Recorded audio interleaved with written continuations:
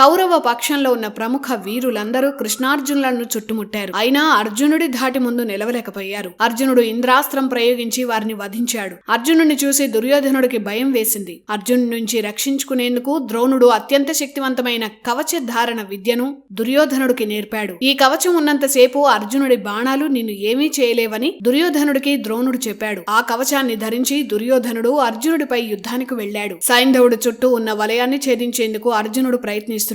ఎంత దూరం వెళ్లినా వ్యూహం మధ్యలో ఉన్న సైంధవుడు అర్జునుడికి కనిపించడం లేదు. అలాంటి కఠినమైన యుద్ధ వ్యూహం వేశాడు ద్రోణుడు. అప్పటికే అర్జునుడు అలసిపోయాడు. రథాన్ని లాగుతున్న గుర్రాలు కూడా అలసిపోయాయి. అది గమనించిన కౌరవులు ఒక్కసారిగా అర్జునుడి మీద పడ్డారు. వారందరినీ అర్జునుడు నిలవరించాడు. మరోవైపు గుర్రాలు దాహంతో ఉన్నాయని, అవి నీళ్లు తాగితే మళ్లీ సిద్ధమవుతాయని చెప్పాడు కృష్ణుడు. అప్పుడు అర్జునుడు తన బాణాన్ని భూమి లోపలికి వేశాడు. అక్కడే నీరు వచ్చి చిన్న కొలను తయారైంది. కృష్ణుడు తన గుర్రాలకు నీళ్లు పట్టి సేద తీర్చాడు.